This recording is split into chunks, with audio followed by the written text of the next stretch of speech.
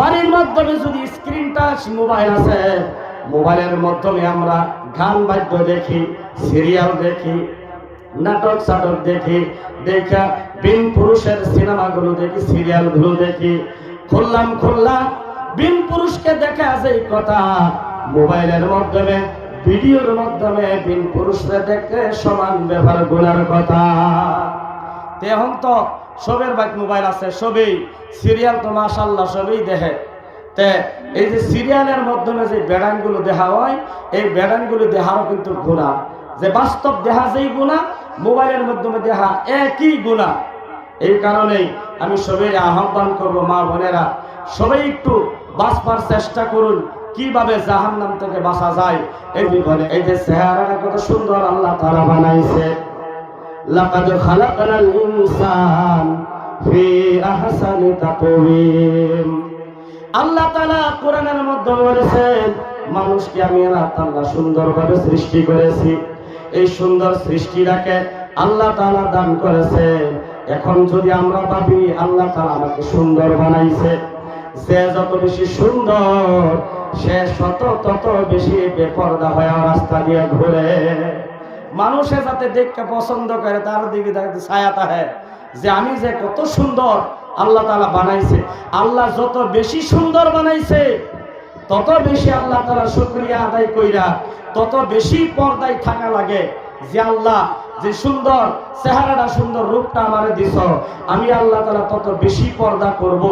হ্যাঁ, হযরত আব্দুল কাদের জিলানী রাহমাতুল্লাহি আলাইহির ঘটনার মধ্যে আছে যে সর্বশেষে যে হযরত আব্দুল কাদের জিলানী রাহমাতুল্লাহি আলাইহি বিয়া করছিল, কয়েকটা গুণ আছিল তার ভিতরে। কইছেন যে একজন বাদশার মেয়ে, এটা ঘটনা সবই জানে, আমি সর্বশেষে বলতেছি যে বাদশার মেয়ে আছিল, একটা বাগানের মালিকের মেয়ে আছিল। তখন শর্ত আছিল যে আমার মেয়ের তুমি বিবাহ করবা। 1 নাম্বার যে আমার মেয়ে অন্ধ, 2 চোখে দেখে নাই।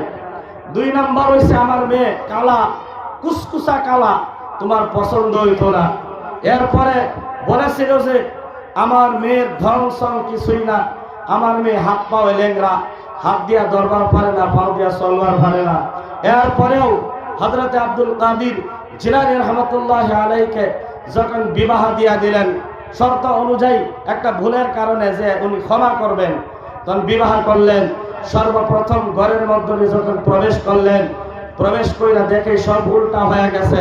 বলেছিল যে আমার মেয়ে অন্ধ, চোখে দেখে নাই, দেহে তো চোখে ছায়া দেখবার পারে। বলছে যে আমার মেয়ে অন্ধ এই কারণে বলছি, আমার মেয়ে এই 2টা চোখ দিয়া কোনোদিন বিন পুরুষ বেগানা পুরুষরে ছায়া দেখে নাই, এই কারণে আমি অন্ধ কইছি।